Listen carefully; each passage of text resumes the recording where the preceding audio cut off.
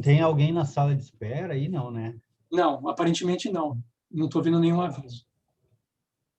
Tá bom. Bom, como sempre, depois a gente vai ouvir a arguição aí a apresentação aí do Murilo, e depois vão passar para a arguição da banca. Aí vão falar os membros externos aí primeiro, como sempre, né? E por último o orientador, né? Uhum. Então acho que podemos começar assim, sem muitas formalidades maiores aí. Aí, Tá bom. Murilo, manda bala aí.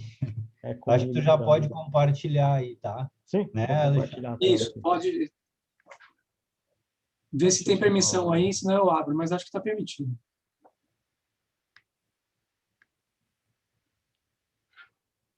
Assim tá certo? Estamos vendo. Está perfeito. Estamos vendo a tela correta. E uma pergunta, vocês conseguem ver meu apontador laser aí também? Sim, eu estou vendo. Sim, sim. Então, ótimo. Sim. Então, vamos começar, né? Primeiramente, muito obrigado pela presença da banca. Com certeza ela colabora muito com esse trabalho. Eu agradeço também a presença dos meus amigos, familiares que estão assistindo. O meu sonho, né, sempre foi aqui trabalhar nessa parte de astronomia, quando entrei na faculdade, então esse é um momento muito importante para mim. Então, eu agradeço a presença de todos que estão assistindo. Então, para começar, eu sou o Murilo Martins, né, eu vou apresentar para vocês a qualificação do meu doutorado, que é intitulada Modelagem da Variável Cataclísmica Polar, 1RxSJ 174320.1, menos 042953, que foi denominada de V3704 FIUC.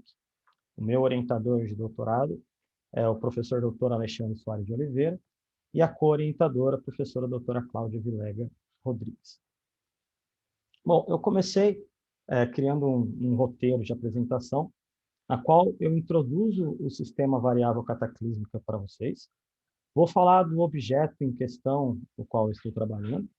Vou apresentar a aquisição de dados, tratamento de dados. Vou falar da análise desses dados observacionais. Vou apresentar o código de modelagem Cyclops. E vou apresentar também alguns resultados preliminares dessa minha modelagem. E, por fim, termino com uma perspectiva e um cronograma para até a nossa tese. Bom, variáveis cataclísmicas, eles são um sistema contendo duas estrelas, ou seja, um sistema binário. Uma estrela é uma estrela anã branca, que ela é uma estrela uma estrela degenerada e muito densa, enquanto a secundária é uma estrela da sequência principal, que varia de 0,075 até meia massa solar. Ela está no tipo G, K ou M. Por elas estarem a uma distância muito próxima, de aproximadamente um raio solar, a interação gravitacional delas é muito intensa. Então, o que acontece é que a matéria da secundária, ela flui em direção à primária. Então, acontece uma transferência de matéria de uma estrela para outra. Nesse processo, eu tenho um stream de matéria, que ele envia alguns aglomerados de matéria, não é um stream contínuo. A matéria, ela, quando chega nas proximidades da anã branca, ela pode criar um disco ao redor da anã branca aqui, interagir, e pode criar ou não. Isso vai depender muito do campo magnético da minha primária. Aqui eu tenho um esquema de uma variável cataclísmica não magnética, ou seja, que não há um campo magnético significante na primária, e aí você consegue perceber a presença do disco de acreção. Bom, esses sistemas, dependendo da intensidade do campo magnético da anã branca, a gente pode fazer algumas classificações. A primeira classificação é quanto essa variável cataclísmica ser magnética ou não. Então, quando eu tenho, por exemplo, nessa primeira imagem, nessa primeira simulação, eu tenho um sistema de variável cataclísmica não magnético, no qual a matéria ela espirala, seguindo as leis de Kepler aqui, e se depõe na superfície da anã branca. Quando a anã branca possui um campo magnético mais intenso, aí nós chamamos essa cataclísmica variável de magnética. Então, eu posso ter um campo magnético intermediário ou posso ter um campo magnético bem intenso. Quando eu tenho um campo magnético intermediário, a matéria flui, ela pode formar um disco, e esse disco, quando a matéria se aproxima e entra na magnetosfera da minha anã branca, a matéria flui através das linhas de campo magnético e se depositam na proximidade dos polos magnéticos da anã branca. Esse sistema a gente chama de magnética cataclísmica magnética polar intermediária, é uma forma de classificar. Quando a magnetosfera é mais intensa e a matéria que flui da secundária para a primária interage diretamente com o campo magnético, essa matéria não forma um disco, ela interage com esse campo e cai diretamente nas proximidades do campo magnético, do polo do campo magnético. Esse objeto a gente chama de polar. Isso acontece quando o raio de circularização ele é menor do que o raio magnético. O raio magnético é muito mais intenso do que o raio de circularização. Acontece também quando o campo magnético da anã branca varia de em torno de 10 megagauss até 100 megagauss. Então, como o nosso foco, o nosso objeto foi pré-classificado no mestrado como uma polar, nós vamos focar neste objeto em questão, nesse sistema em questão. E aí, as polares, elas têm algumas características que são diferentes de outros sistemas. Uma característica bem marcante, uma forma de pré-classificar, uma forma de procurar essas variáveis cataclísmicas polares, é analisar o seu espectro. Aqui eu tenho um espectro genérico de uma outra polar, tá? Não é do meu objeto em questão, no qual a gente consegue perceber uma linha de hélio 2 tão intensa quanto a linha de H-beta. Isso é uma característica de autonização. Eu tenho o complexo de Bowen aqui na linha de carbono 3, nitrogênio 3. Eu tenho o decremento de Balmer invertido. Essas são algumas assinaturas que a gente procura no meu espectro de uma polar. Bom, esse sistema ele possui uma geometria também um pouco diferente. Então, essa geometria, eu vou explicar aqui um pouquinho do que acontece. A matéria, quando sai da secundária, ela flui para a primária, através desse stream de matéria, né? E flui em alguns blobs, em alguns aglomerados de matéria. Esses aglomerados eles podem ter densidades diferentes. Então, o que acontece é que a matéria que chega já ionizada, que chega aqui na minha região de acoplamento, que é o nome, aonde o stream de matéria encontra o meu campo magnético, essa matéria ela chega com densidades diferentes. Dessa forma, a matéria mais densa consegue penetrar mais dentro dessa minha magnetosfera, enquanto a matéria menos densa, ela penetra menos. Então, a matéria, quando está se movendo através da coluna de acréscimo para chegar na superfície da anã branca, ela está separada em densidades. Essa matéria, por ser ionizada, se movendo através de uma linha de campo magnético, ela, por força de Lorentz, ela pode circularizar. Então, ela pode, na verdade, pode não, ela vai circularizar e vai emitir uma radiação ciclotrônica nesse meu movimento até a superfície da anã branca. Chegando mais perto da superfície da anã branca, a gente consegue perceber as duas densidades diferentes de matéria chegando em regiões diferentes. A matéria mais densa, ela consegue penetrar na superfície da anã branca e emite raio-x mole, como se fosse uma radiação de corpo negro também. Já a matéria menos densa, ela se deposita na superfície da matéria. E quando ela chega numa velocidade muito grande e desacelera rapidamente, ela, através do efeito Bremsstrahlung, ela emite raio-x duro. Então, eu tenho, numa anã branca, a emissão de raio-x duro, raio-x mole, uma emissão ciclotrônica. Então, nós temos algumas assinaturas para procurar esses objetos e para classificar esses objetos. Então, verifica que não é simplesmente olhar o espectro, nós temos mais coisas para confirmarmos, para analisarmos em relação a esse sistema. Bom, o nosso projeto, o projeto do grupo ao qual fui inserido em 2012, é um projeto que busca categorizar, busca detectar, busca apresentar alguns objetos MVCs. ou seja, variáveis cataclísmicas magnéticas. A gente buscou inicialmente através de catálogos CRTS e detecções prévias em raio-x, né, alguns objetos que possuíam essas assinaturas de MVCs. No total, nós observamos 72 objetos e apresentamos esses objetos em 2 artigos, um em 2017 e um mais recente, em 2020. Para essa amostra selecionada, nós fizemos alguns espectros para buscar essa assinatura de autoionização. Após essa análise dos espectros, nós fizemos uma classificação sugerindo 30 fortes candidatas a variáveis cataclísmicas magnéticas, onde 20 estariam classificadas como polares e 10 como polares intermediários. O mais importante, o objetivo dessa pesquisa é que as variáveis cataclísmicas, de forma geral, nós temos, não magnéticas, nós conhecemos, né, na casa de milhares de objetos nessa classificação.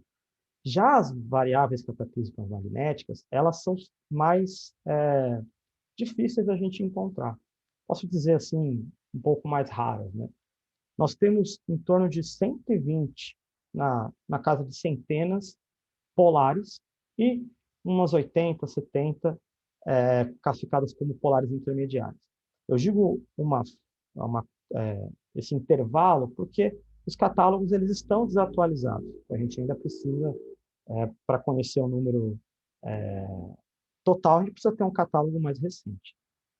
Bom, então, nós vemos que não é um objeto tão comum e por isso que despertou o interesse do grupo em pesquisar. O objeto em questão, no qual eu estou trabalhando desde o mestrado, então foi meu objeto no mestrado, e continuou sendo meu objeto no doutorado, é o objeto 1RXSJ1743, como eu disse no título, né? É a nossa V3704 Ophiuchi. Ela foi descoberta por Denisenko e Sokolovsky em 2011, quando compararam dados do catálogo Rossat e do banco DSS. Assim, eles fizeram uma fotometria, aí Denisenko e Martinelli, já em 2012, fizeram uma fotometria e tiveram essa curva de luz que está mostrada na imagem. Essa curva de luz, eles detectaram uma amplitude de magnitude de cerca de 0,8 mag. E pelo formato da curva de luz, eles pré-classificaram, deram uma recomendação de que isso seria uma variável cataclísmica magnética. Eles não definiram se seria polar ou polar intermediário, porque quando a gente olha a curva de luz, nós temos aqui a gente pode encontrar aqui 2 períodos. Um período sistêmico e um período da rotação da anã branca, umas variáveis de magnitude mais num curto intervalo de tempo.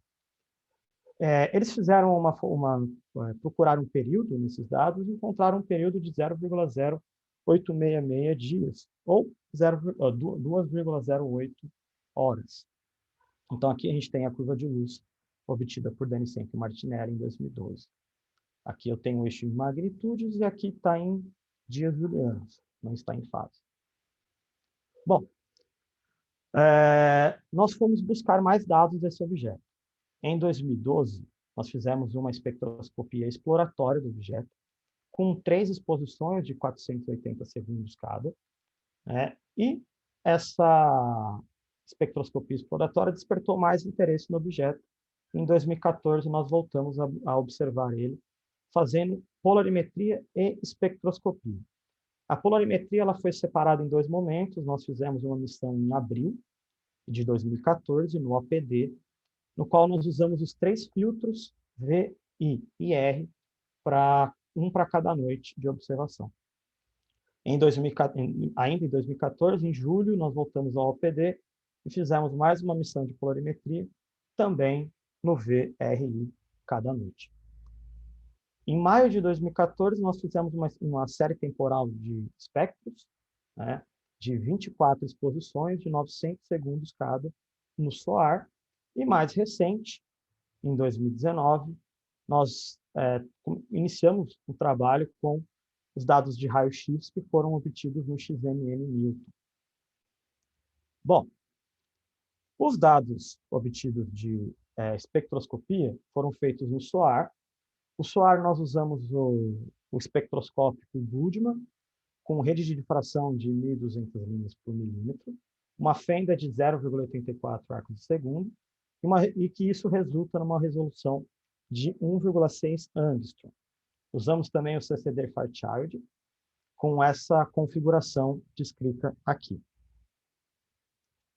Para a polarimetria e consequente resultados de fotometria, nós utilizamos o OPD, né? Utilizamos o telescópio Parker-Nimmer com o CCD ICON com esse número de série, com uma resolução de 15 micrômetros por pixels, e instalamos no foco Cassegrain a gaveta polarimétrica, que continha o analisador Savard-Calcita, que divide os raios em ordinário e extraordinário, uma lâmina retardadora de quarto de onda, e como o intuito era usar VRI, adicionamos na roda de filtro o sistema Jones. Para os dados de raio-x, no qual nós estamos trabalhando, foi usado o XMM Newton, que é um satélite da ESA, e os dados de curva de luz e espectros, eles foram obtidos pelo professor Dr. Raimundo Lopes de Oliveira, utilizando o instrumento EPIC, com as 3 câmeras, MOS1, MOS2 e PN, no intervalo de 0,3 até 10 keV de energia, no mês de setembro de 2019, e o total da observação em raio-x foi de 5 horas. Aqui eu tenho uma impressão artística desse observatório espacial, para vocês terem uma ideia de como que ele é. Então, desde o mestrado, eu venho trabalhando com esse objeto, e eu trago para vocês alguns resultados do mestrado. Eu apresentei também isso no trabalho escrito da qualificação, porque eu acredito ser importante para a gente, quando nós formos trabalhar numa modelagem, que é o objetivo do doutorado, relembrar e retomar para contextualizar os dados que nós temos que foram trabalhados no mestrado. Então, aqui eu apresento a fotometria, que foi trabalhada no mestrado, em que nós temos curvas de luz, que são essas 3, que estão em magnitudes já calibrada, com uma estrela de comparação USNO, com esse número USNO, que está colocada em fase e que tem nos 3 painéis os filtros V, R e I. Os pontos pretos eles são da missão de abril, e os pontos vermelhos são da missão de julho. Esses dados, nós obtivemos nós fizemos um espectro de potência, fizemos uma busca por período, através do método Lobscargo, implementado em Python, e encontramos uma frequência mais evidente, um pico mais evidente aqui, de 11,55 dias a menos 1. Que isso equivale a um período de 0,08659 dias, o qual nós apresentamos como período orbital do sistema.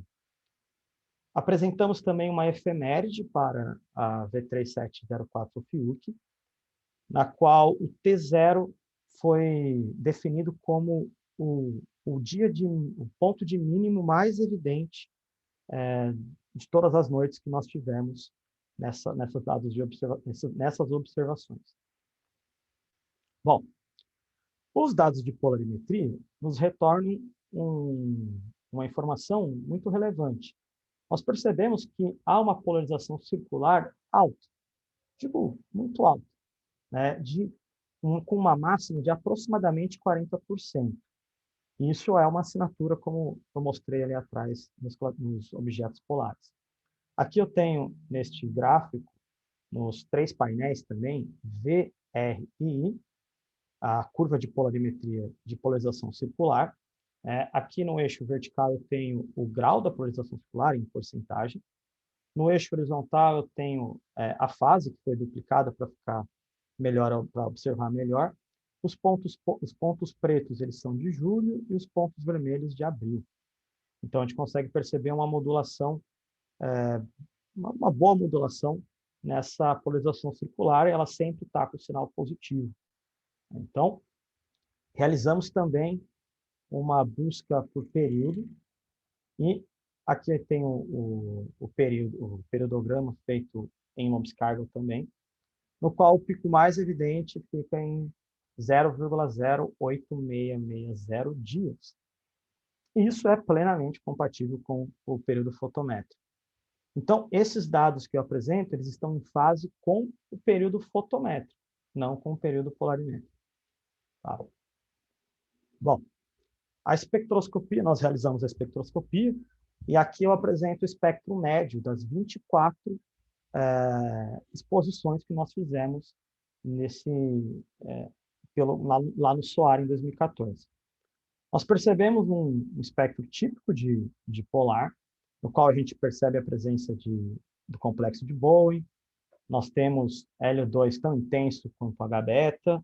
Então, nós temos as assinaturas de alta ionização. E uma característica também que é comum nas polares é que as linhas de emissão elas são altamente variáveis no tempo.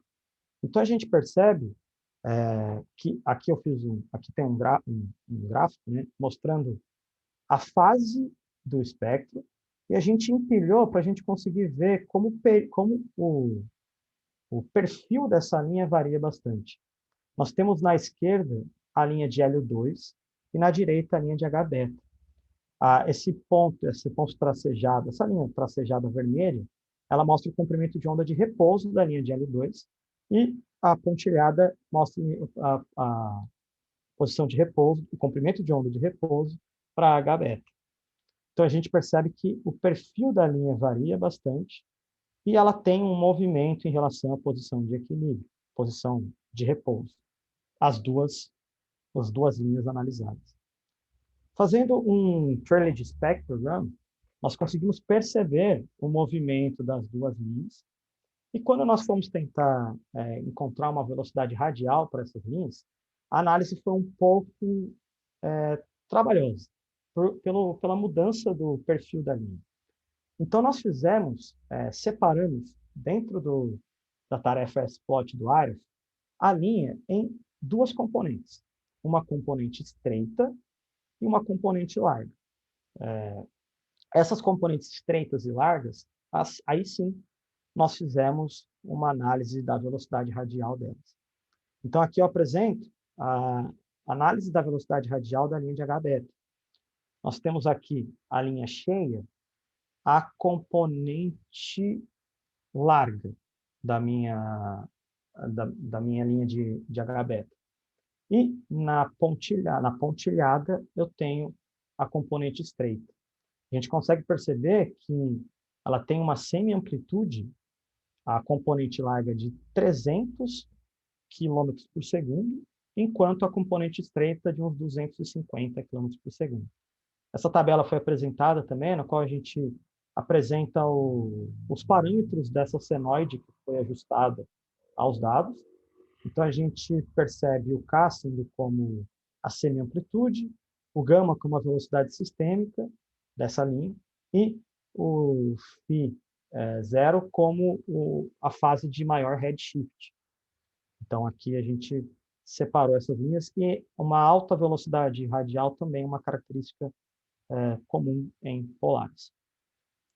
Bom, mais recente, então, nós começamos a trabalhar com os dados em raio-x, que foram obtidos pelo Dr. Oliveira, que usou as 3 câmeras EPIC do XMM Newton. Ele fez também, ele reduziu e extraiu esses dados usando esse programa. Ele corrigiu também em background, ou seja, retirou as contagens de background e fez uma binagem de 10 segundos. Nós temos esses dados separados em 3 intervalos. Em um intervalo total, que vai de 0,3 até 10 keV. Um intervalo que nós denominamos de soft, que vai de 0,3 até 2 keV. E um intervalo hard, que vai de 2 até 10 keV. Aqui nessa imagem, a gente mostra a curva de luz do background. Aqui para a câmera PN, essa curva azul é a câmera PN, a curva laranja é a câmera MOS 1 e a curva vermelha a MOS 2. Aí a gente percebe que há dois momentos em que há uma perturbação nos dados, né? Nós temos altas contagens aqui no background, no qual nós associamos a partículas solares. Então, para fazer a nossa análise, a gente separou os dados em dados com baixo background ou com alto background. Os dados de alto background são os dados totais, que totalizam 17,7 quilosegundos. E quando nós extraímos, nós retiramos, nós descartamos, na verdade, essas contagens associadas a partículas solares, nós reduzimos o nosso tempo de observação para 12,8 quilosegundos. Então, nós descartamos cerca de 28% dos dados por acreditar que eles estavam contaminados. Esse gráfico, essa imagem, ela tem no eixo vertical contagens por segundo e no eixo horizontal o tempo do satélite. Uma característica legal é que o satélite ele conta o tempo a partir do primeiro dia do ano de 1998. Então, o tempo que você está vendo aqui é o tempo do satélite, já em tempos terrestres, só que a partir com o zero sendo o primeiro dia de janeiro de 1998. Bom, quando a gente olha a curva de luz desses dados, nós percebemos uma discretização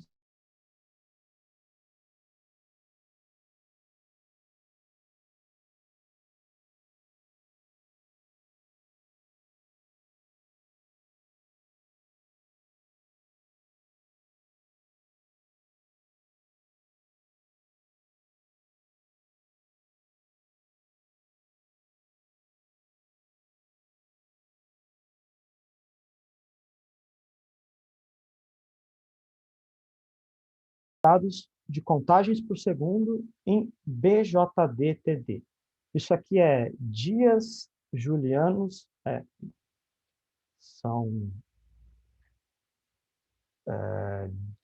aqui também está, dias julianos baricêntricos, já em tempo terrestre, e subtraindo esse tempo aqui.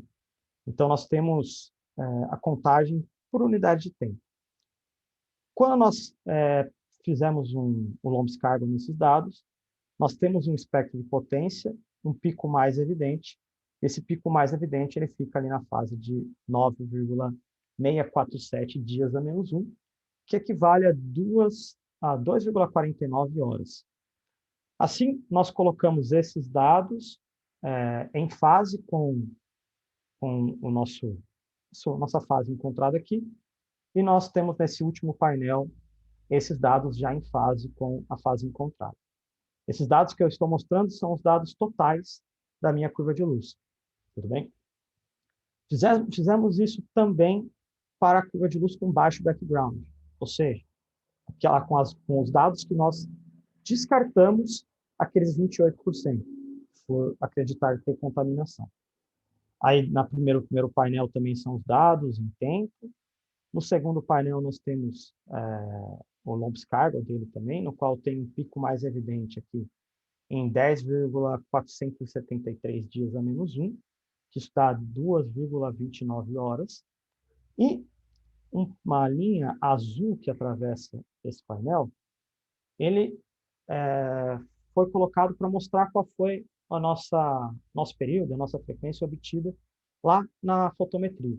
Então, a gente percebe que o período, a fase que a gente encontra aqui, ela é semelhante à fase e o período que nós encontramos na análise fotométrica também. Colocamos os dados em fase e a gente consegue perceber essa modulação.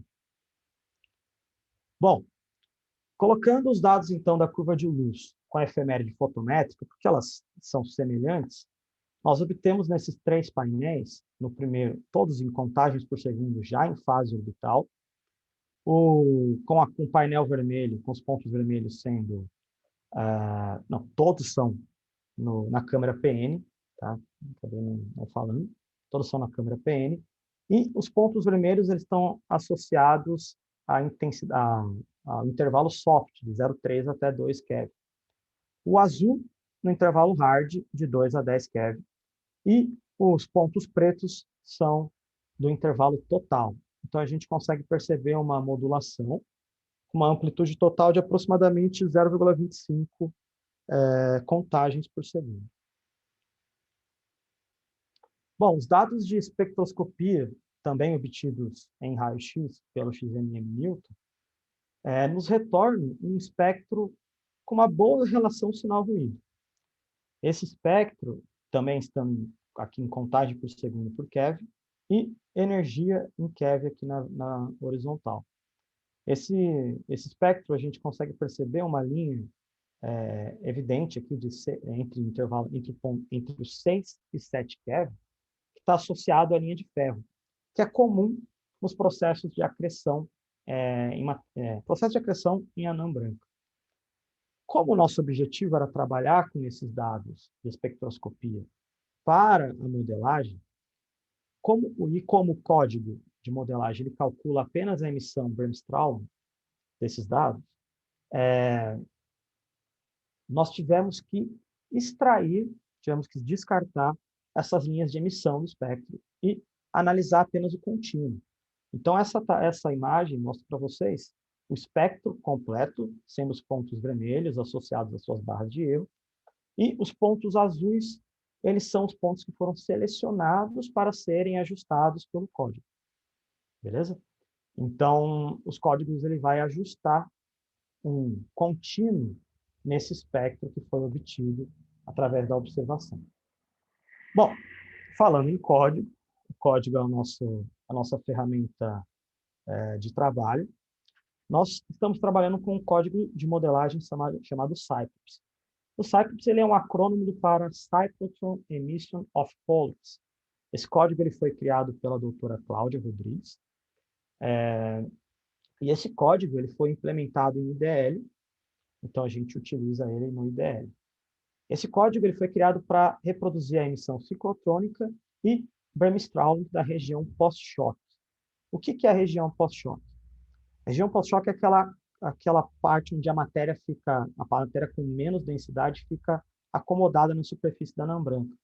Ela cria uma coluna e a matéria que chega com uma velocidade supersônica ela é desacelerada e, através do efeito Bremsstrahlung, emite raio-x duro. Então, eu tenho essa emissão aqui na minha região pós-choque. E a minha coluna de acréscimo, onde a matéria está se movendo através da linha, emite radiação ciclotrônica. Então, a gente ajusta toda essa coluna de acréscimo até a região pós-choque, nas proximidades da região pós-choque ali. Esse código ele ajusta simultaneamente dados que estão no óptico e no raio-x. E a ideia desse código é obter algumas propriedades físicas e geométricas, trabalhando com os dados que nós temos e trabalhando com um intervalo de parâmetros no qual nós podemos definir para o código. Bom, o código foi feito pela doutora Cláudia e foi implementado pela doutora Carlene. Foi aprimorado pela doutora Carlene e ele está em constante aprimoramento. Então, é um código que a gente ainda está trabalhando em cima dele. Bom, como o código ele ajusta alguns parâmetros geométricos, nós temos que ter a geometria desse sistema em mente.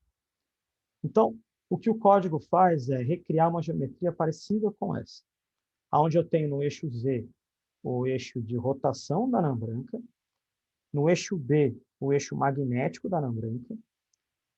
Nesta região branca, um pouquinho destacada aqui, é a minha região pós-choque, que está no final da minha coluna de acréscimo. Aqui, no centro da região pós-choque, nós temos um ponto chamado ponto de ancoragem, e toda a coluna de acréscimo se deposita nessa região pós-choque.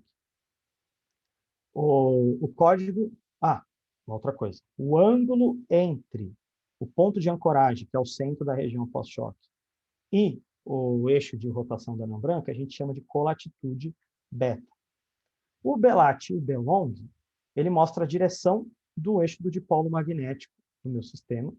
O delta long e o delta R demarcam os limites da região de acoplamento, que é o início lá onde a matéria chega na anã branca. O H é a minha altura da região pós-choque, então ela tem uma altura, então essa parte aqui não é uma área, ela é um volume, porque tem uma certa altura em relação à anã branca. E os parâmetros físicos que nós temos nesse sistema é o campo magnético da anã branca e a temperatura máxima e a densidade máxima nessa região pós-choque. Então, aqui, essa imagem foi extraída do artigo de Costa e Rodrigues em 2009. Bom, aqui eu apresento para vocês uma espinha dorsal do código. O código ele foi criado em IDL, então ele utiliza algumas rotinas já presentes nesse código. O usuário ele interage com o X-Análise. E o X-Análise ele faz o quê? Ele lê um arquivo que foi criado pelo usuário com algumas propriedades geométricas e físicas que a gente define. Então, a gente coloca um valor para ela e coloca também uma amplitude. E o código fica mudando esses valores para criar os seus modelos. Esse parâmetro de entrada, essa tabela de entrada, é destinada ao Run Model, que esse Run Model ele vai pegar os dados de input que a gente coloca e criar esses modelos. O Run Model ele também lê os dados do meu objeto. Então, ele também faz a leitura dos dados do meu objeto. O análise ele funciona como um hub de rotinas. Aí. Ele tem várias coisas dentro do guarda-chuva dele. Entre elas são a subrotina base análise, ajusta ATT e perfis. A base análise o que faz é gerar os modelos, fazer os cálculos do modelo. O Model in Mod C, ele ele calcula os parâmetros de Stokes do objeto, do modelo. O ajuste ATT, ele pode variar alguns parâmetros sem ter que refazer o cálculo e a análise aqui, feito na base análise. E o perfis, ele trabalha com os dados e com o modelo gerado pelo código e faz uma análise interpolando os dados com o meu modelo. Calcula também o Q quadrado, então ele sobrepõe esses dados, eu calculo o Q quadrado do modelo e retorna para o código, e que o código apresenta esses dados em um gráfico, sobrepondo, e também retorna com alguns valores, parâmetros geométricos e físicos. Eu contribuí com esse momento do código, o momento do Interpola Model, que é um momento em que os dados estão sendo interpolados e trabalhados juntos com o modelo para calcular o Q quadrado. Bom, a modificação no código que eu fiz foi uma suavização nos modelos gerados pelo código Cypress.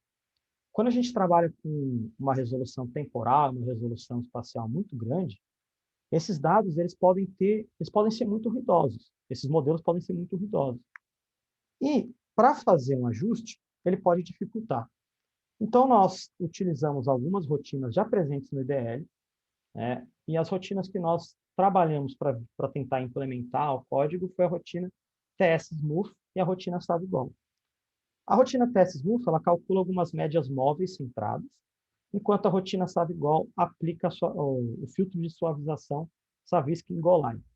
Esse filtro ele é um polinômio de suavização digital. Então, aqui nessa imagem tem um eixo de magnitude por fase e a curva preta é um modelo gerado pelo Cypress. A curva vermelha é um modelo gerado pelo Cypress, suavizado pelo filtro Savigol, enquanto o verde é um modelo suavizado pelo TS-Smooth. Como o Savigol permite que a gente modifique mais alguns parâmetros desse ajuste, a gente pode controlar o quanto a gente quer que essa suavização siga os dados. Então, a gente percebe que o Savigol ele é um filtro um pouco mais flexível, enquanto o TS-Smooth ele é um filtro um pouco mais duro. Então, quando a gente muda o grau do polinômio de suavização digital, a gente pode ter esse filtro seguindo mais os dados ou não. E aí a gente pode optar como um parâmetro de entrada esse ajuste da suavização dos dados. Então, aqui eu tenho uma imagem com o Savigol num grau de polinômio igual a 4 e o Savigol com grau de polinômio igual a 8. Então, a gente consegue perceber a diferença do ajuste. Isso era importante para a gente ajustar bem os dados, suavizando, sem perder informação, sem interferir na nossa análise. Essa modificação, então, ela foi implementada no Cyclops, né? A rotina que nós utilizamos foi a Savigol, por esse motivo, e adicionamos essa suavização no Interpola Model, e a partir da versão 3.2.9, esse ajuste já está, essa suavização já está presente ao código. Então, aqui eu tenho uma imagem mostrando os filtros V, R e I, com curva de luz, curva de polarização circular, onde os pontos que vocês veem são os dados do meu objeto, e a curva cheia, ela é o modelo gerado pelo Cyclops. Tá? Aqui está em fase, e a gente percebe que quando esses dados são com uma resolução temporal e espacial bem grande, esse modelo gerado. E a gente percebe esse modelo bem ruidoso. Quando a gente aplica o filtro, a gente perde esse ruído, então a gente precisa ter um controle, um ajuste um pouco mais fino do quanto que a gente quer suavizar esses meus dados. Então aqui eu tenho o modelo, que é a curva cheia, sem a suavização, e o modelo que é a linha cheia com a suavização dos meus dados, do meu modelo. Bom, o código Cyclops ele retorna para mim alguns parâmetros, ele ajusta alguns parâmetros e retorna alguns valores. Como, por exemplo, a massa da anã branca, ele ajustou com os parâmetros que eu inseri e utilizou o 1,37 massas solares, que é um valor bem alto para esse sistema, mas ele utilizou esse valor para gerar o melhor modelo que a gente tem até o momento. Nós temos uma taxa de acreção de 10 a menos 11 massas solares por ano, um campo magnético no polo da anã branca de 11 megagauss, uma inclinação do sistema de 25 graus, e a altura da região pós-choque, ou seja, aquela altura lá, de 0,05 raios da anã branca. E outros valores ele retorna para a gente para poder analisar o modelo em relação aos dados. Bom, a modelagem ela ainda é uma modelagem preliminar, ela não está finalizada, tanto que nós temos aquela massa bem elevada. E eu apresento para vocês os gráficos que saem do meu Cyclops, do código Cyclops, né? Esses dados eles estão em filtro VRI. Aqui nessa primeira linha eu tenho as curvas de luz. Na segunda linha eu tenho as curvas de polarização circular. Na terceira linha, polarização linear. E na terceira linha, o grau da polarização linear. Aí, quando a gente olha esse modelo, o que nós tentamos realmente ajustar com o código são os dois primeiros painéis. É a curva de luz e a curva de polarização circular. Então, aqui não está bem ajustado, não é um demérito para esse modelo. Então a gente percebe que eu tenho um modelo razoavelmente bom, ou seja, o código gerou um modelo razoavelmente bom, mas não é um modelo que a gente espera como um final de trabalho, pelas propriedades físicas que ele retorna para a gente. Bom, quando a gente coloca o espectro de raio-x para o código ajustar, o código retorna essa imagem, onde eu tenho os pontos e as barras de erro sendo os dados do espectro de raio-x. A curva cheia preta me dá o modelo gerado pelo código, levando em consideração as absorções, a autoabsorção e a absorção do meio interestelar, né? E essa linha verde pontilhada é o retorno do modelo sem levar qualquer absorção em consideração. Aqui eu tenho contagens por segundo por Kelvin, e energia em kV. Bom, como o código trabalha bastante com geometria, ele retorna para a gente também essa imagem, na qual apresenta a, a geometria do sistema, a geometria do modelo, na verdade, a geometria do modelo em diferentes fases. Então, aqui a gente está vendo o passar, ou seja, a gente está vendo a evolução das fases desse meu sistema, desse meu modelo, na verdade. Esse painel azul é a minha região pós-choque. Ela parece ser uma área, mas ela é um volume, ela tem uma certa altura ali. Como a saída do meu modelo foi um raio de 0,05 do raio da anã branca, a gente não percebe nessa imagem esse volume. Mas aqui é como se fosse o footprint dessa região pós-choque. Esse eixo laranja é o meu eixo de rotação da anã branca, enquanto o meu eixo verde é o eixo do campo magnético da anã branca. Então, a gente percebe que a matéria ela vai seguir essa linha vermelha. Essa linha vermelha, na verdade, ela está centrada na região pós-choque. Então, a matéria ela vem numa coluna, numa região que ela afunila até a região pós-choque aqui.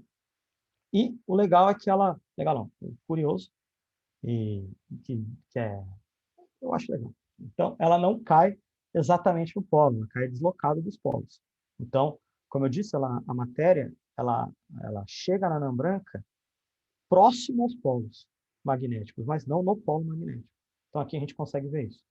Aquele beta, a colatitude, é o ângulo entre o eixo de rotação e o ponto de ancoragem aqui dentro da minha região pós-choque. Então, se você olhar todo esse ciclo do meu modelo, a gente percebe que a região pós-choque ela nunca é eclipsada, ela nunca fica escondida pela anã branca. Ela sempre está aparecendo para a gente.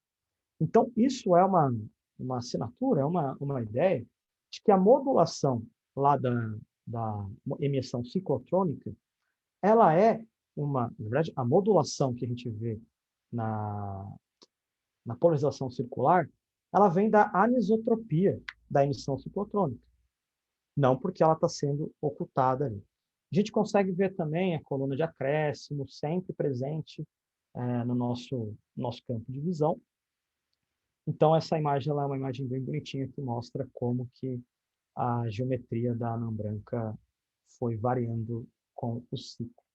A geometria não, como a análise que a gente fez foi variando. Bom, como discussão, a gente inicia falando do campo magnético, que o modelo retornou para a gente de 11 megagauss, que ele está no limite inferior para os sistemas polares. A massa da anã branca que o código apresenta é 1,37 massa solar, que mesmo abaixo do limite de Chandrasekhar, a gente considera muito alto, então nós vamos trabalhar em cima desse valor. A taxa de transferência ela ficou em 10 vezes 10 elevado a menos 11 massas solares por ano, que é consistente a valores em variáveis cataclísmicas, e a gente percebe que os valores do modelo se ajustam razoavelmente bem para os dados do óptico e se ajustam bem para a espectroscopia em raio-x. Essa modelagem Cyclops ela ainda está em andamento e vale ressaltar que essa modelagem ela é trabalhosa. Ela despende muito tempo humano e tempo computacional. Quando a gente trabalha com uma resolução alta, pode levar 2 meses para criar um modelo. Então, nós estamos trabalhando com um tempo delimitado aí e a gente quer gerar um modelo, isso acaba despendendo muito tempo. Nós estamos usando 2 clusters para fazer essa análise. Usamos o cluster da Univap e usamos também o cluster do INPE, que foi gentilmente cedido para nós. Bom, como perspectivas e cronogramas do meu trabalho, até o mês 5 de 2021, preparar as curvas de luz que nós temos, eu apresentei para vocês, para ser modelado pelo Cyclops. Então, a gente quer preparar e já colocar para rodar no modelo Cyclops essas curvas de luz obtidas em raio-x. até setembro de 2021, encontrar um modelo final para esse objeto.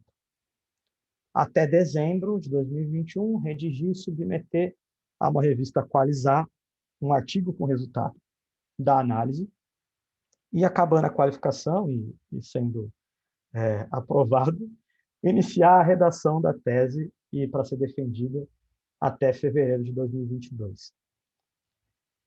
Fiz outras atividades durante o doutorado. Uma delas foi contribuir com um artigo de variáveis cataclísticas magnéticas, que foi publicado em 2020 pela The Astronomical Journal. Nesse artigo, eu participei conduzindo observações do telescópio solar e ajustando espectros de estrelas frias para determinar o tipo espectral das estrelas secundárias. Eu colaborei com essa implementação da estatização ao Savigol em um artigo que trabalha o problema da degenerescência do modelo, que está sendo redigido e vai ser publicado em algumas semanas na Astronomical Journal Supplement Series. E, na última semana, apresentei um trabalho com os dados desse objeto, com os dados dessa análise, dessa modelagem, na SBGE e no Simfest. E foi isso que eu estou trabalhando e trabalhei para o meu doutorado. Bom, eu agradeço a atenção de vocês. Estou disponível para a lição. Agradeço também a Univap, agradeço a CAPES pela ajuda financeira, que a gente sabe que o Brasil vem passando um momento que essa ajuda é muito importante e é dispendiosa. Agradeço o INPE e agradeço o SOAR, o LMA e o XNM Newton pelos dados que nós obtivemos. Muito obrigado. Estou disponível à lição.